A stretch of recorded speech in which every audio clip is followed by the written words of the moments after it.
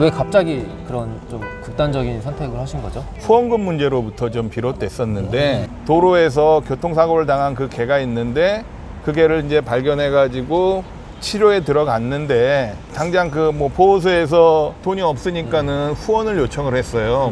거기에 공감을 해가지고 많이 후원금을 넣어주셨는데 문제는 그 개가 치료를 받다가 당일날 죽었어요. 근데 이제 후원은 계속 들어오고 있는 상태인데 소장님이 바로 이렇게 하다가 치료를 받다가 개가 죽었다. 네.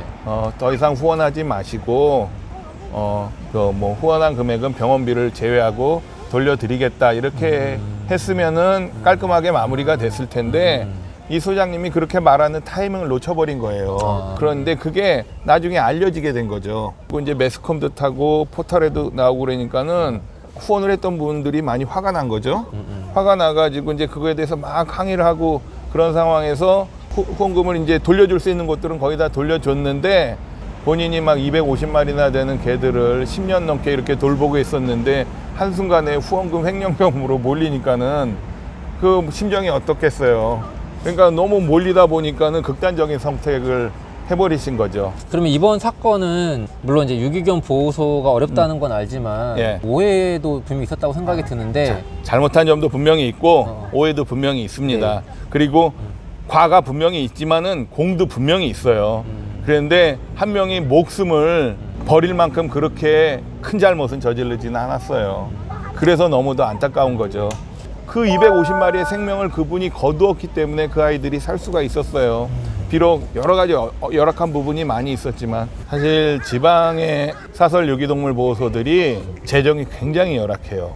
후원금이 뭐 한 달에 100만 원도 채 안 들어오는 곳들이 많아요. 유기견들은 막 100마리, 200마리씩 되는데 후원금은 한 달에 100만 원도 채 안 들어오고 뭐 그런 데들이 많으니까는 매번 후원금에 허덕이 되는 거죠. 저희 팅커벨 프로젝트에서 재작년에 도움을 드렸던 울산의 미미보호소라고 있어요. 네. 재작년 8월에 저희가 찾아갔을 당시에 개, 고양이 합쳐가지고 200마리가 있어요. 네. 200마리가 있는데 한 달에 후원금이 다 합쳐가지고 80만 원이었어요. 운영이 돼요? 80만 원? 안 되지. 당연히 개 200마리를 80만 원 가지고 사료로 먹이려고 그러면은 가장 저가의 사료, 가장 저가의 사료로도 80만 원 가지고는 그 개들 못 먹여요. 지방에 있는 이제 사설 유기견 보호소 같은 경우는 이제 시에서 운영은 하고 있지만 시에서 운영하는 보호소 자체도 열악한 데다가 또 어느 일정 기간 되면은 안락사를 시키기 때문에 그런 거를 볼 수가 없어가지고 이제 자기가 따로 유기견 보호소를 이렇게 만드시는 거잖아요. 그럼요. 그럼 그 사설 보호소를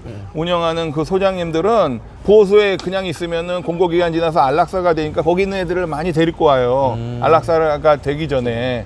그리고 또 개농장으로 팔려나가는 애들, 걔네들도 또 데리고 와요. 그리고 또 어디 학대되거나 방치된 애들, 구조된 애들 또 데리고 오고. 그 유기견 보호소에서 보호하는 아이들이 과연 그 유기견 보호소 소장만의 책임이냐? 절대 그렇지 않아요. 대전에 시온쉼터라는 곳이 있어요. 거기 같은 경우에는 주로 중대형견으로 해가지고 223마리라는 데는 많은 개들이 있는데 거기가 이제 그 보호소로 운영하고 있는 땅의 일부가 그린벨트에 좀 물렸어요. 민원이 들어오고 민원 때문에 거기에 대해서 뭐 강제 철거 명령이 나오고 그러다 보니까 그 223마리나 되는 개들을 어디로 데리고 가요. 못하겠다 포기하고 대전 유성구청 앞에다 그 개들 다 알아서 하세요라고 풀어놓으면 어떡할 거야. 그럼 그 개들 다 잡아서 안락사 시키면 아마 해외 토픽에 날걸? 좀 어려운 보호소 소장님들 만나 보셨을 텐데 많이 만나뵀죠. 굉장히 오랫동안 어려움을 그렇죠. 겪으면서 하실 텐데 어떤 생각 갖고 운영하세요? 이렇게 어려움에도 불구하고 죽지 못해 하는 경우가 많아요. 그래요? 정말 저희가 도움을 드렸던 보호소 중에 진해 행복의 집 보호소라고 있어요. 거기 지금 너무너무 많이 어렵습니다. 봉사자들도 없이 그 소장님 부부가 하고 있는데 또 소장님 남편분이 이제 아파요. 이제 60대 중반이신 그 여자 소장님이 혼자서 그 200마리나 되는 개들 먹을 걸 다 챙기고 그렇게 하는데 너무너무 힘들죠. 그 소장님께서 언젠가 하소연 하시는데 얘들이 살아있으니까는 내가 하긴 하는데 정말 죽지 못해서 하는 거라는 이런 안타까운 말씀까지 하시더라고요. 이 유튜브 방송 보신 분 있으면 제가 잠깐 말씀드리면 우리 진해 행복의 집이라고 있습니다. 진해 행복의 집에 관심을 가지고 거기에 후원을 좀 해주셨으면 감사하겠습니다.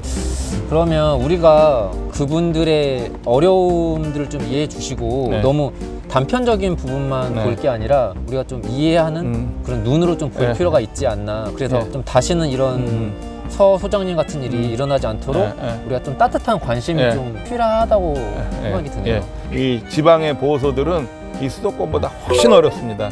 그러니까 수도권에 있는 조금 여유 있는 분들이 후원자가 돼서 지방에 있는 보호소들을 많이 좀 후원을 해주세요. 제가 지금 구두로 거론했던 민들레 쉼터라든지 대전의 시온 쉼터라든지 진해 행복의 집이라든지 이제 막 자립의 토대를 닦고 열심히 하고 있는 미미 보호소에는 많이 응원 좀 해주시기 바랍니다.